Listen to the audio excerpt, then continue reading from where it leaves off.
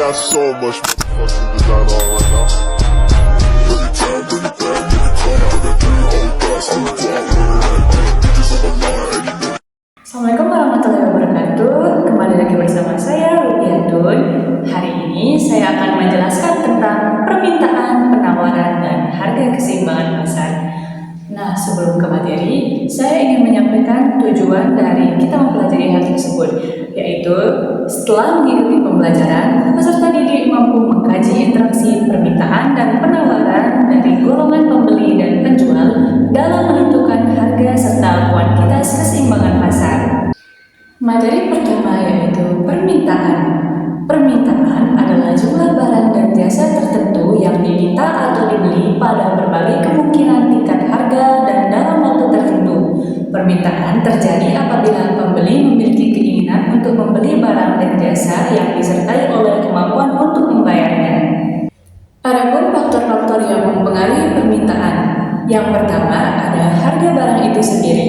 Apabila harga suatu barang turun, kecenderungan permintaan terhadap barang itu akan bertambah, dan hal itu berlaku juga sebaliknya. Yang kedua ada barang lain yang terkait.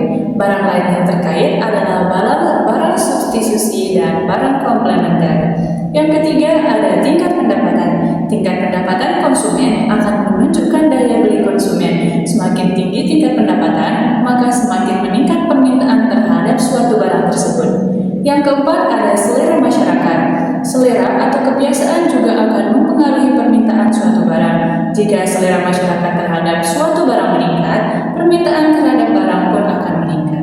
Yang kelima ada jumlah penduduk. Semakin besar jumlah penduduk suatu daerah atau negara, semakin tinggi permintaan terhadap suatu barang. Yang keenam, prediksi konsumen tentang kondisi pada masa mendatang. Bila kita memperkirakan bahwa harga suatu barang akan naik, adalah lebih baik membeli barang itu sekarang, sehingga mendorong orang untuk membeli lebih banyak saat ini guna menghemat belanja di masa mendatang. Adapun kurva permintaan bisa dilihat contohnya di samping.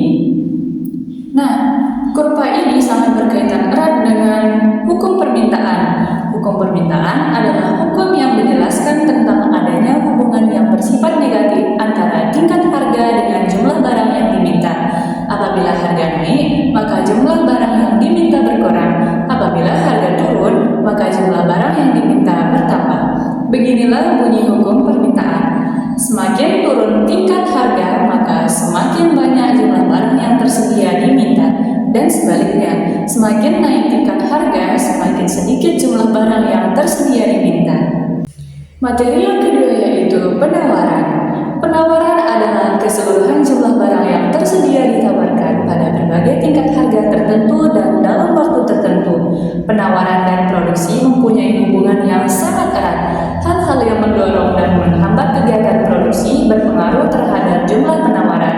Teori penawaran adalah teori yang menjelaskan sifat hubungan antara jumlah barang yang ditawarkan atau diproduksi oleh produsen terhadap berbagai faktor yang mempengaruhinya.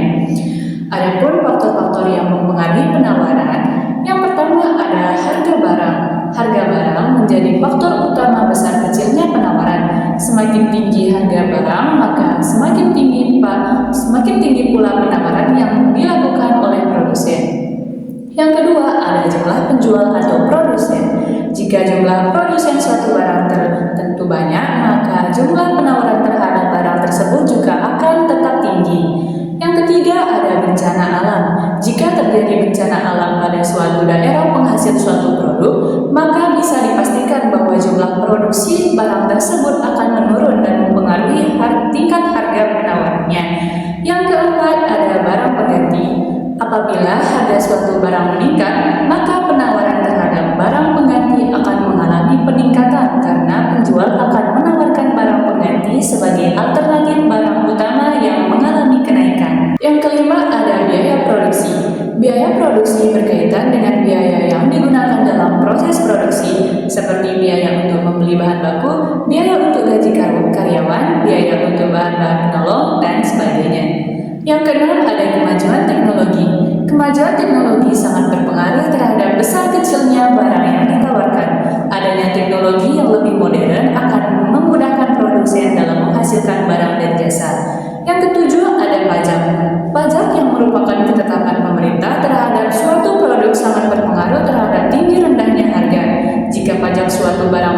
menjadi tinggi, maka permintaan akan berkurang sehingga penawaran juga akan berkurang.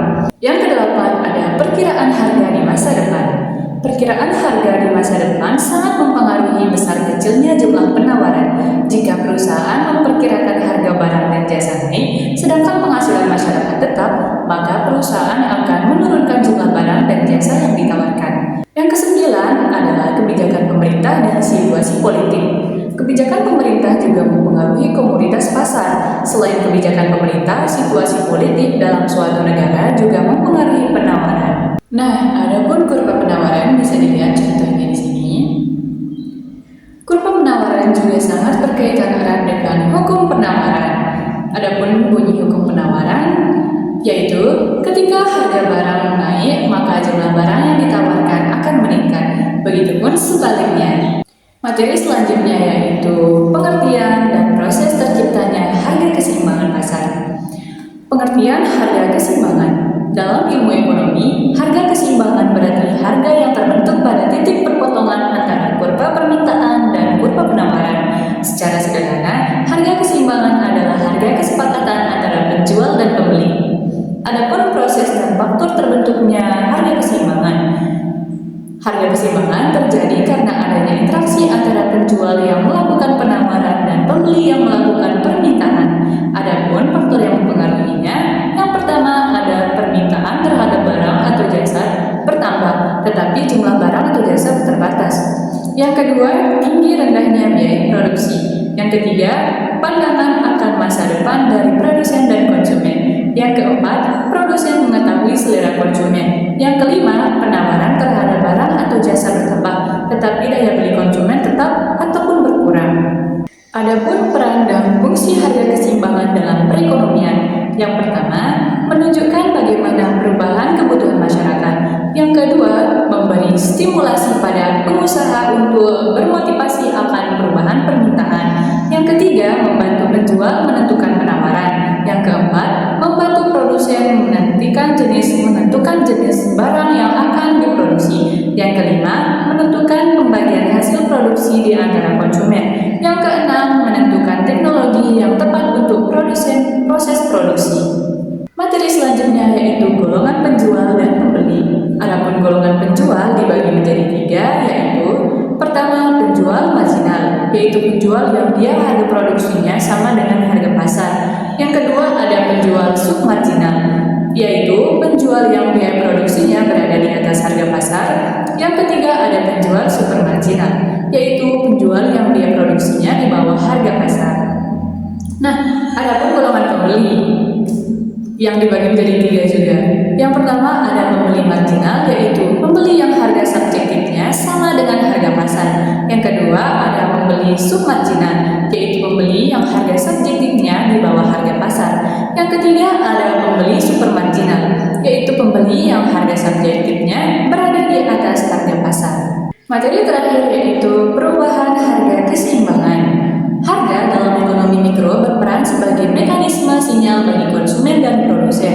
Perubahan harga terjadi karena adanya dinamika dalam faktor-faktor yang mempengaruhi permintaan dan penawaran, seperti perubahan dalam pendapatan, preferensi konsumen, teknologi, dan kebijakan pemerintah. Adapun faktor-faktor yang mempengaruhi dinamika harga, yang pertama ada perubahan permintaan.